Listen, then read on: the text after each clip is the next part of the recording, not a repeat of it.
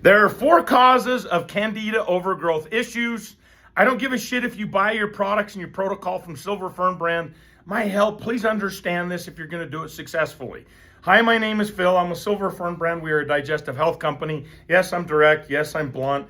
If you don't want to buy from us, totally fine. But please understand what causes candida overgrowth in the first place so you can address it correctly. Okay? So I'm just saying that out the front end. So the first secret to addressing candida overgrowth is this.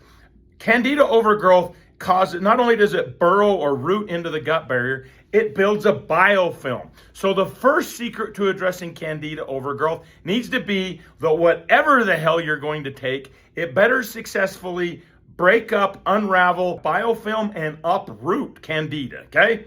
First. Number 2, candida overgrowth is caused by a bacterial imbalance. And bacteria and candida come together and they create a multi-species biofilm. Please call bullshit on me and go research it. Go and type into your search engine multi-species biofilm. It's a real thing. So bacteria not only in imbalances cause the candida overgrowth, but they pair up, they get all unified, they become they build fortresses together. They build a digestive plaque together, okay? And then they root in together and a person goes in and goes, I'm gonna deal with candida, and they don't address the bacterial issue. So the cause is still there, and the biofilm protective shield of the candida is still there because it's a multi-species biofilm, and therefore a person is not successful. So right out the bat, if whatever you're dealing is just a fungal protocol, it's just for candida, it's half-ass. I'm sorry, it's just the truth. And while I'm saying it out the front end, parasites are also a problem for a lot of people. And these all coexist. Do them all at the same time, okay? Number 3, the immune system. A weak immune system is going to be a major contributing cause for a candida overgrowth. So let's pretend like you're like, Phil, I knew that. I knew about the biofilm. I knew it rooted into the gut barrier. I knew it paired up with bacteria and the bacterial issues cause candida issues. I knew about multi-species biofilm. I knew about all of that. Great. Here's my next curveball. If you have not, after your complete cleanup, ripped the biofilm apart, cleared everything out, unraveled it, bound it, got rid of it, addressed the bacterial issues, if at the back end you didn't rebuild the immune system, you still have a problem. You need to rebuild the immune system, meaning you need to rebuild the microbiome really strong, and obviously you need to restore a healthy gut barrier. About 70% of immune cells reside around the gut, in the gullet. Kind of a big deal. So whatever protocol you're going to do, after you clean everything out, you better rebuild everything. That is the answer to helping prevent long-term issues. Okay, here's the 4th secret. I should have maybe brought this at the front end, but I'm not running on a script. I'm just kind of going off. This is called freestyle, me just talking, okay? So last, whether you know it or not, stomach issues and slow motility issues cause and contribute to candida overgrowth. If I may give a couple examples. Here's a basic one. Will lower than adequate amounts of stomach acid not only cause a bacterial overgrowth in the small intestine, but a fungal or candida overgrowth? The answer is yes. So a lot of people are taking acid blockers of any variety. Really don't care what kind. PPIs, H2 blockers, antacids, hell, your grandma's recipe of baking soda and water. Don't care. That's still an antacid. It is cheap, but it is just an antacid. It's not addressing anything, just so you're aware, okay? So the low stomach acid is a contributing cause for a bacterial overgrowth and a fungal overgrowth. They coexist, like I mentioned. If you have stomach issues, that's a problem. If you have slow motility, which is a stomach problem, a small intestinal issue, and a colon issue. A lot of people are like, slow motility, I don't have constipation. Fine, but if you have stomach issues and you have a slower system, it is going to cause a fungal problem, okay? Remember, if the system is slow or it's clogged, pathogens just recycle, okay? And then here's another one I'm going to throw out as I'm just running off the cuff. Liver. If you have a slow and sluggish liver, good luck doing a detoxification process.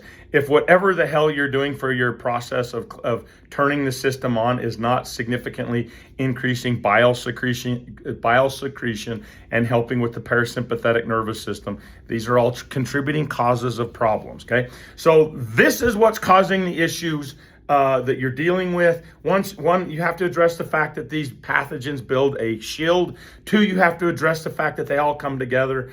At the back, 3, you have to address that there's an immune system component. And then last but not least, if you're trying to get to, let's have fun with the root cause. If you want to get to the root cause of the issue and you have constipation and or stomach issues, you better damn well do it right, okay? So here is the Silver Fern brand approach. Like I said, if all you wanted to do was learn, you've learned. Go do this. So this is our approach, okay? If a person has any form of a slow motility issue, constipation, reflux heartburn, burping, belching, nausea, indigestion, all of these things are signs of slow motility of the stomach. Once again, not just a constipation problem. If you have any of this stuff, you need to address stomach issues first. By the way, stomach issues, lower than adequate amounts of stomach acid, not necessarily hypochlorhydria, which is the extreme version, but just lower than adequate amounts of stomach acid, also causes pancreatic insufficiency, which means you don't produce enough enzymes, and that is a cause for food intolerances, bloating, gas. See, got to deal with stomach issues or whatever the process. So if you have stomach issues in any regard and or constipation, option 1, slow motility plus protocol, reflux and motility. Mild issues, which are occasional, do the mild dosing. Severe issues, just bad issues, or you just want to do, or it's daily, let's just say daily. Or you are using laxatives and acid blockers in any shape or form, including grandma's magic recipe of baking soda and water, which is an antacid. You want to do the moderate to severe dosing. If you have really severe stomach issues, or you just want to go more aggressive and also have constipation, by the way, constipation, diarrhea, those come together very frequently. Always start with slow motility issues first.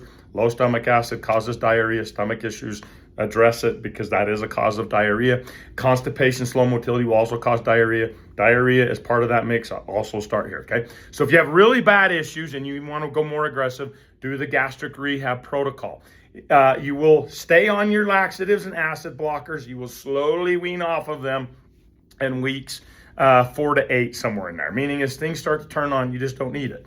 That's how you wean off of those things. And when people are like, well, you sell products, they're selling products. But our objective is to help people get off of the products, is to help restore a system. It's not to build another crutch or Band-Aid, okay? So that's the first option.